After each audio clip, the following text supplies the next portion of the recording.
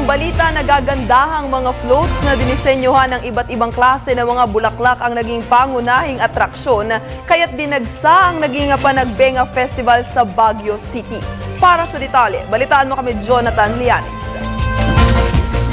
22 mga nagagandang design, makukulay at patitingkad na mga karosa ng bulaklak ang muling nasilayan ng mga turistang nagsitungo sa summer capital ng bansa upang makibahagi sa Grand Float Parade ng ika-19 na taong pagdaraos ng Panagbenga.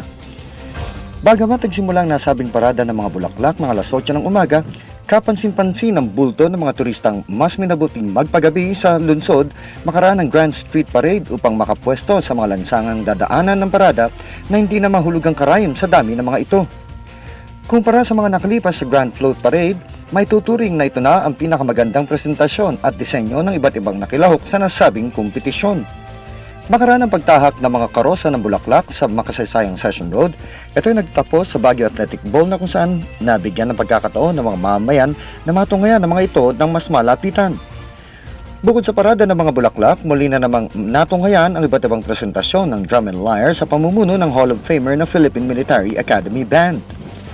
Samantala, sinimulan na rin ang isang linggong pansamantalang pagsasara ng Session Road upang magbigay daan sa Session Road in Bloom na kung saan tampok dito ang iba't ibang uri ng mga produktong nagmula sa Rizong Cordillera at mga karatig na lalawigan. Nakatakda na ba magtapos ang isang buwang Baguio Flower Festival sa unang kaso na siya namang hudyat ng pagpasok ng panahon ng tag-araw sa summer capital ng bansa. Mula sa lungsod ng Baguio at para sa Telebisyon ng Bayan, Jonathan Lianes.